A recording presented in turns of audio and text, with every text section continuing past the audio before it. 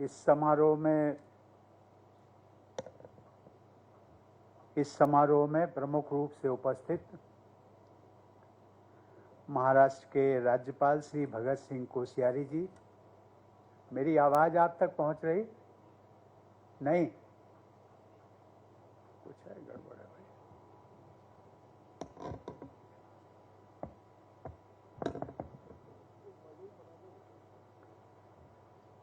महाराष्ट्र के राज्यपाल श्री भगत सिंह कोश्यारी जी, सर्वोच्च न्यायालय के न्यायाधीश श्री जस्टिस वी.आर. गवई जी, महाराष्ट्र सरकार में मंत्री श्री अनिल परब एवं श्री संजय बंसोड़े जी, रत्नागिरी जिला परिषद के अध्यक्ष श्री विक्रांत जाधव जी, यहाँ के सांसद श्री सुनील तटकरे जी, विमुक्त घूमंतु तथा अर्ध घूमंतु समुदायों के लिए विकास एवं कल्याण बोर्ड के अध्यक्ष श्री भिखुराम इदाटे जी, अन्य जनप्रतिनिधिगण, बाबा साहब डॉक्टर भीमराव अंबेडकर के परिवारजनगण, देवी और सज्जनों, आपणा सर्वांना माझा नमस्कार।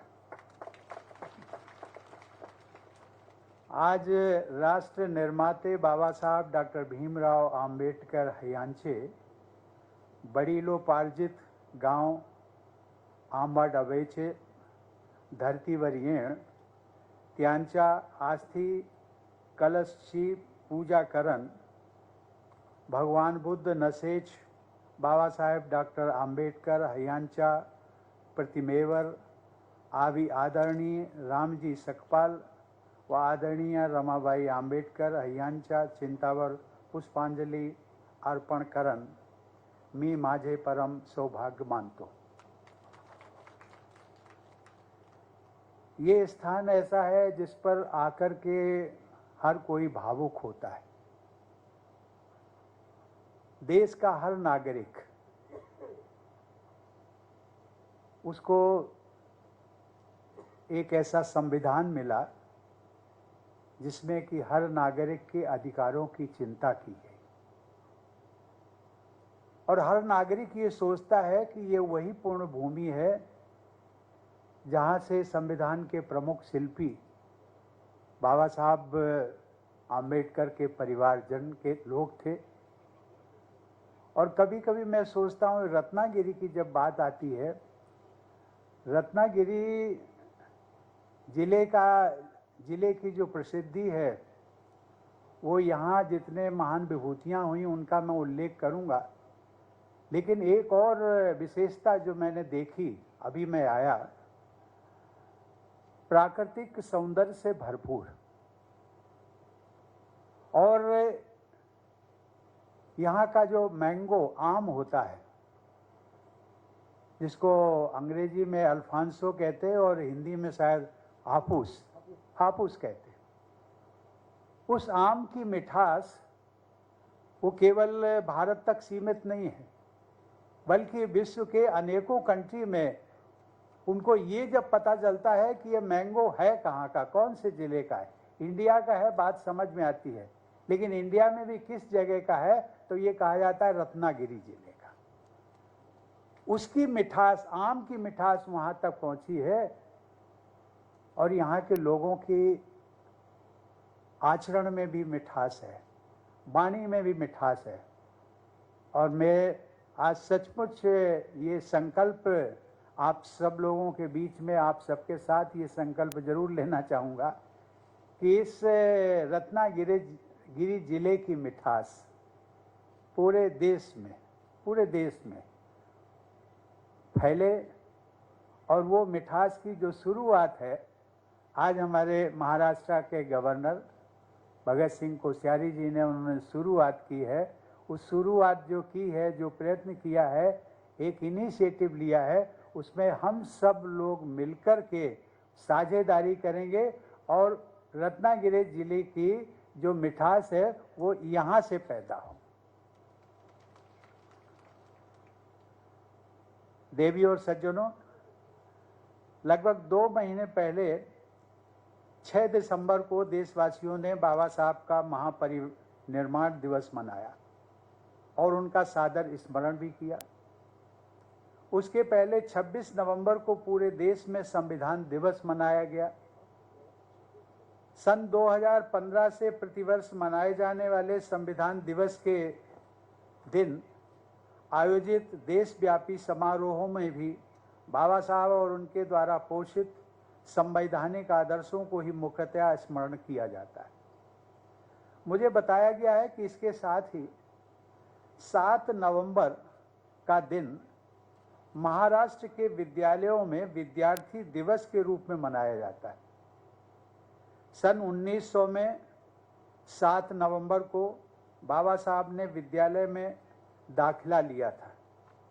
आज ये कहा जा सकता है कि उस दिन एक नए युग का सूत्रपात हुआ था। विद्यार्थी दिवस के आयोजन द्वारा बाबा साहब के आदर्शों को अपनाने की शिक्षा देने का यह प्रयास सराहनीय है। इसके लिए महाराष्ट्र की जनता और सरकार को मैं बधाई देता हूं। 14 अप्रैल को सभी देशवासी श्रद्धा और उत्साह के साथ आम्बेडकर जयंती मनाते हैं। बाबा साहब से जुड़ा हर कार्यक्रम हमें करुणा युक्त कानूनी राज व समता मूलक समाज की परिकल्पना को साकार करने के लिए प्रेरित करता है। शिक्षा के प्रति बाबा साहब आम्बेडकर के लगाव को स्मरणीय बनाने हेतु पूरे देश में 7 नवंबर को विद्यार्थी दिवस के रूप में मनाने पर भी विचार किया जा सकता है। सांसद महोदय बैठे हैं ना यहाँ? मैं चाहूंगा सांसद जी आप इसका प्रयास करिए और मैं भी आपकी मदद करूंगा। देवी और सज्जनों, बाबा साहब शिक्षा के प्रचार प्रसार को सबसे अधिक महत्व देते थे। ये बहुत प्रसन्नता की बात है कि बाबा साहब के इस गांव में श्री भीखूराम जी इराते के प्रयासों से सावित्रीबाई फूले शिक्षण प्रसारक मंडल द्वारा भारत रत्न डॉक्टर बाबा साहेब आम्बेडकर विद्या मंदिर नामक माध्यमिक विद्यालय चलाया जा रहा है। मुझे यह भी बताया गया कि इस विद्यालय के बेटे बेटियों का रिजल्ट बहुत प्रभावशाली होता है। मेरा विश्वास है कि माध्यमिक विद्यालय के यहाँ होने से इस क्षेत्र के बच्चों, विशेषकर बेटियों को अपनी पढ़ाई जारी रखने में मदद मिलेगी और भविष्य में भी मिलती रहेगी। इस योगदान के लिए मैं इदाते जी की भी विशेष सराहना करता हूँ। आज के समारोह में भाग लेकर परम आदरणीय बाबा साहब के प्रति श्रद्धा व्यक्त करने का सौभाग्य तो मुझे मिला ही, साथ ही भारतीय महिलाओं की शिक्षा तथा सशक्तिकरण के संघर्ष का आरंभ करने वाली सावित्रीबाई फूले तथा देश में सामाजिक नवजागरण के अग्रदूत महात्मा फूले का पूर्ण स्मरण करने का भी सुअवसर मिला है। बाबा साहब महात्मा ज्योतिबा फूले को अपना आदर्श मानते थे। सावित्रीबाई फूले शिक्षण प्रसारक मंडल द्वारा यहाँ चलाया जा रहा है माध्यमिक विद्यालय उन दोनों महान विभूतियों के आदर्शों की याद दिलाता है। इस प्रकार आम्बडवे गांव की ये यात्रा मेरे लिए एक तीर्थ यात्रा के समान है।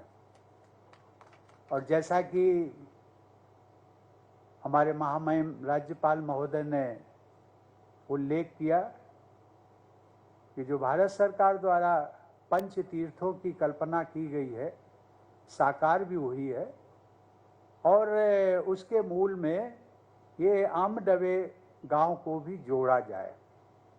ये बहुत अच्छी परिकल्पना है और इसके लिए भी सांसद जी मैं आपसे ही अनुरोध करूंगा कि आप इसका प्रयास करिए, मैं आपकी मदद करूंगा।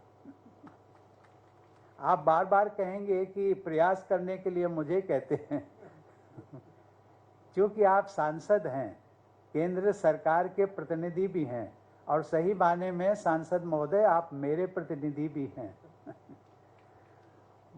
देवी और सज्जनों, बाबा साहब की जीवन यात्रा से जुड़े 5 महत्वपूर्ण स्थलों को पंचतीर्थ का नाम दिया गया। महू में उनकी जन्मभूमि, नागपुर में दीक्षा भूमि, दिल्ली में परिनिर्वाण स्थल, मुंबई में चैत्य भूमि तथा लंदन में अंबेडकर मेमोरियल होम के पंच तीर्थों में बाबा साहब के आदर्शों से जुड़े लोग अपनी श्रद्धांजलि अर्पित करते हैं। देश में स्थित सभी चारों स्थलों का दर्शन करने का मुझे सौभाग्य मिला है। बाबा साहब के सम्मान में इन स्थलों को सुचारू रूप से विकसित करने में योगदान के लिए मैं केंद्र सरकार की सराहना करता हूं। केंद्र सरकार को मेरा सुझाव भी होगा कि बाबा साहब से जुड़े उन महत्वपूर्ण स्थलों की भांति उनके इस पैतृक गांव में स्थित स्मारक को भी तीर्थ स्थल घोषित किया जाए।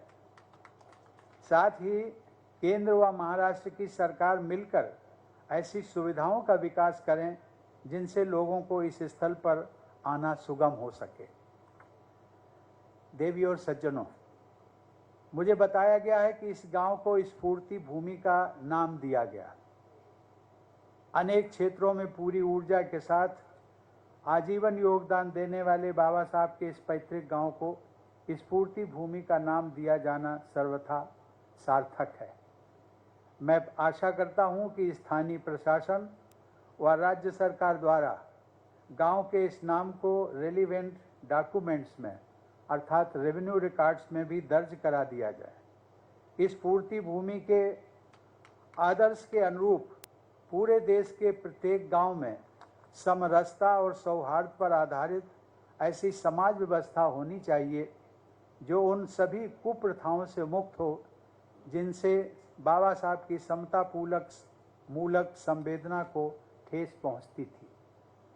यहाँ उपस्थित पूर्व सांसद श्री अमर सावले जी ने इस गांव के लिए सराहनीय योगदान दिया है। अपनी सांसद निधि की अधिकांश धनराशि उन्होंने इस क्षेत्र के विकास में लगाई है। उसके लिए मैं उनकी विशेष सराहना करता हूं। अन्य समर्थ व्यक्तियों और संस्थाओं को भी इस प्रकार बाबा साहब से जुड़े स्थलों के लिए अपना योगदान देना चाहिए।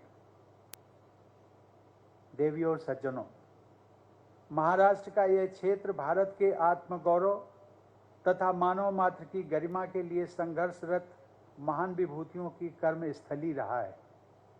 इसी रत्नागिरी जिले से जुड़े रायगढ़ में छत्रपति शिवाजी महाराज ने हिंदवी साम्राज्य का उद्घोष किया था और उनका ऐतिहासिक राज्याभिषेक हुआ था। 2 महीने पहले मुझे रायगढ़ दुर्ग में राज्यपाल महोदय के साथ शिवाजी महाराज के ऐतिहासिक राज्याभिषेक स्थल को देखने तथा उनकी पवित्र समाधि पर श्रद्धा सुमन अर्पित करने का सौभाग्य मिला था। महात्मा फूले और सावित्रीबाई फूले के पैतृक स्थल भी इसी क्षेत्र के सतारा और पुणे जिलों में स्थित है और यह क्षेत्र उनकी कर्मस्थली भी रहा है। रत्नागिरी से जुड़े कोल्हापुर में ही छत्रपति शिवाजी के वंशज साहू जी महाराज ने 19वीं सदी के अंत तथा 20वीं सदी के आरंभ में महात्मा फूले के आदर्शों को आगे बढ़ाया तथा बाबा साहब को हर तरह से सहायता प्रदान की। इस प्रकार रत्नागिरी के क्षेत्र ने देश को अनेकों रत्न दिए हैं, जिनमें सभी एक से बढ़कर एक हैं। रत्नागिरी जिले ने एक और मूल्यवान रत्न के रूप में भारत रत्न बाबा साहब डॉक्टर भीमराव अंबेडकर को भी दिया। इससे रत्नागिरी जिले का जो नाम है वो सार्थक हो गया है और ऐसा लगता है कि इस जिले में जो भी न जाने कितने अभी भविष्य में भी अन्य रत्न पैदा होंगे। ऐसी विभूतियों की जीवन गाथाओं के बारे में जानकर लोगों को, विशेषकर युवाओं को बहुत प्रेरणा मिलती है। इन सभी महान व्यक्तियों ने अपने जीवन में नैतिकतापूर्ण लक्ष्य सामने रखे और उस पर निरंतर चलते रहे। अच्छे उद्देश्यों के लिए उन लोगों के प्रयासों का लाभ समाज और देश को मिला है। इस संदर्भ में मराठी में कुछ पंक्तियां मैं आप सबके साथ साझा करना चाहूँगा।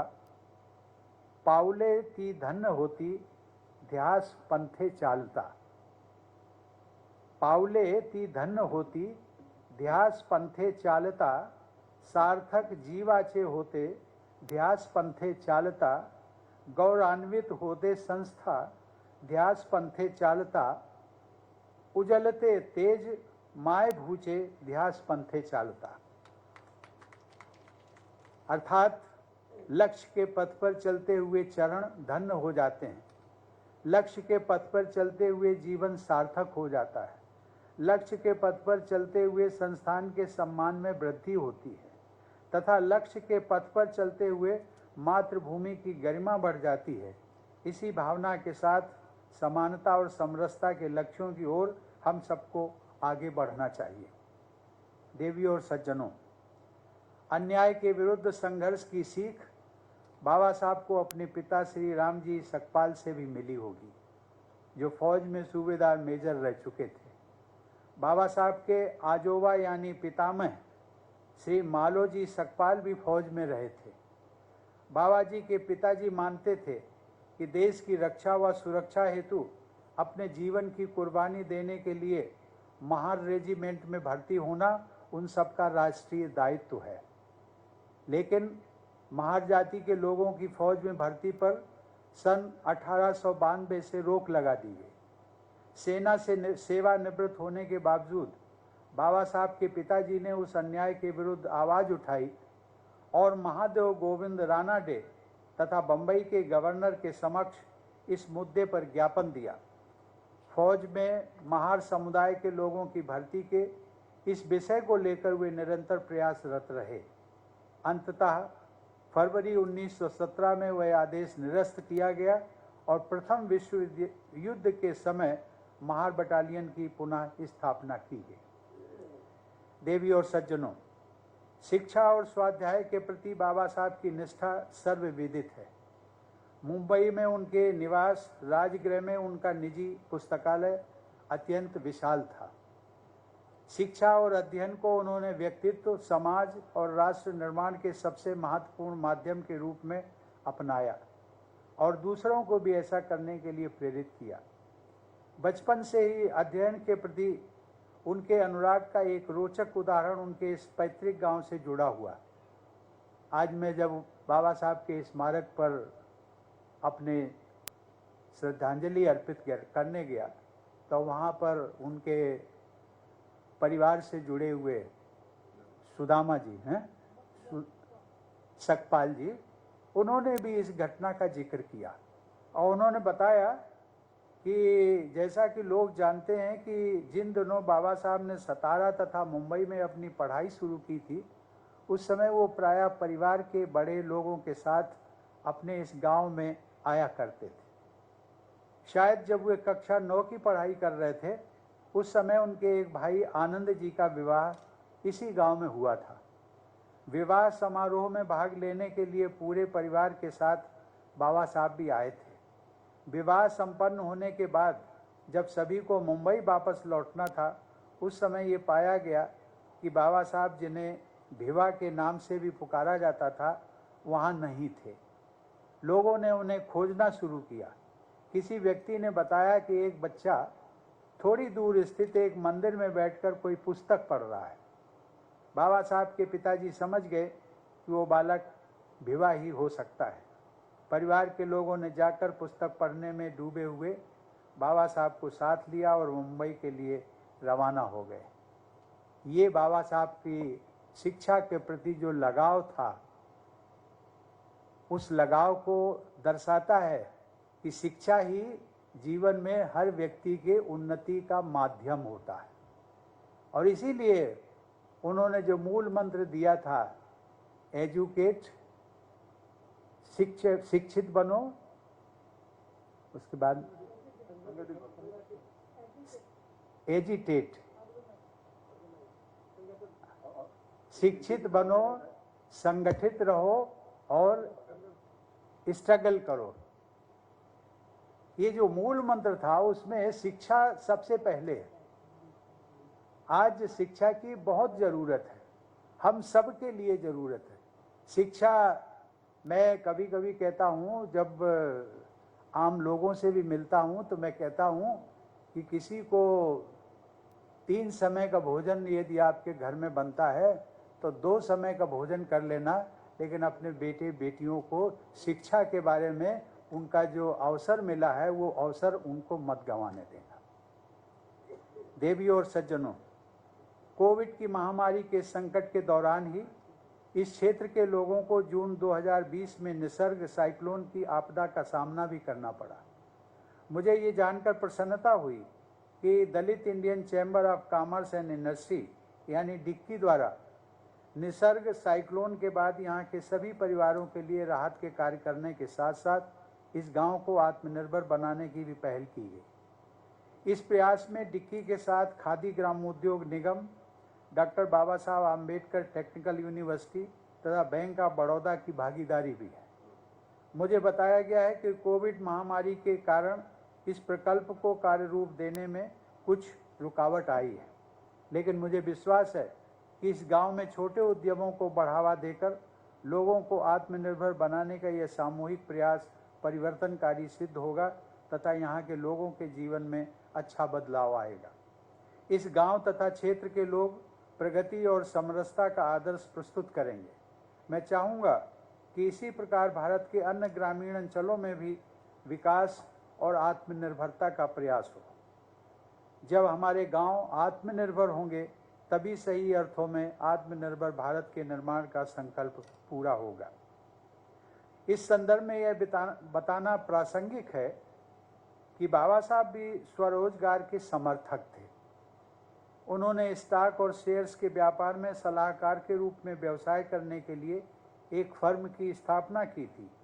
CPWD के टेंडरों में वंचित लोगों की हिस्सेदारी की मांग करते हुए उन्होंने सन 1942 में वाइसराय लिनलियो थगो को ज्ञापन दिया था। उनके बहुआयामी व्यक्तित्व में स्वरोजगार द्वारा आर्थिक शक्ति अर्जित करने वाले उद्यमी का स्वरूप भी शामिल है। अपनी व्यापक सामाजिक व राजनीतिक जिम्मेदारियों के कारण वे उद्यमी पक्ष को समय नहीं दे पाए, लेकिन उनके प्रयासों के फलस्वरूप आज हमारे देश में हर वर्ग के युवा स्वरोजगार द्वारा सफलता के कीर्तिमान स्थापित कर रहे हैं। वंचित वर्ग से निकले सफल उद्यमियों की प्रेरणादायक कहानियों की दलित मिलियनियर्स जैसी पुस्तकें प्रकाशित और लोकप्रिय हुई हैं। उद्यमशीलता से जुड़े इस सराहनीय परिवर्तन में यहाँ उपस्थित डिक्की के फाउंडर चेयरमैन पद्मश्री से सम्मानित डॉक्टर मिलिंद कांबले जैसे लोगों का उदाहरण अनुकरणीय है। ऐसे उद्यमियों की उपलब्धियां बाबा साहब के बहुआयामी योगदान का एक महत्वपूर्ण पहलू है। बाबा साहब द्वारा निर्मित संविधान की व्यवस्था में आज प्रत्येक वर्ग के युवाओं को हर क्षेत्र में आगे बढ़ने के अवसर उपलब्ध हैं। बाबा साहब का आदर्शवाद उनके कार्यों में परिलक्षित होता था। उनकी कार्यनिष्ठा का गहरा प्रभाव उनके सहयोगियों में देखा जा सकता है। सौभाग्य से मुझे कुछ ऐसे निस्वार्थ जन सेवकों के साथ काम करने का अवसर भी मिला जो स्वयं बाबा साहब के साथ जुड़े रहे। यहाँ उपस्थित सुप्रीम कोर्ट के जज जस्टिस भूषण रामकृष्ण गवई के पिता श्री रामकृष्ण सूर्यभान गवई, जो पूर्व में राज्यपाल और संसद में मेरे सहयोगी भी थे, उन लोगों में थे जिन्होंने बाबा साहब के साथ संघर्ष किया और उसके बाद उनके पदचिन्हों पर चलते हुए समाज की सेवा की। ऐसे जन सेवकों की संवेदनशीलता और परिहित की भावना ने मेरे मनो मस्तिष्क पर एक अमिट छाप छोड़ी है। बाबा साहब के इस स्मारक पर आकर मेरा यह संकल्प और भी दृढ़ होता है कि हम सभी को राष्ट्र के विकास हेतु अपना सर्वस्व न्यौछावर करना होगा। यही बाबा साहब के प्रति सच्ची श्रद्धांजलि होगी। अंत में मैं बाबा साहब की पूर्ण स्मृति को पुनः प्रणाम करते हुए आप सभी के सुखद भविष्य की मंगल कामना करता हूँ। धन्यवाद। जय हिंद।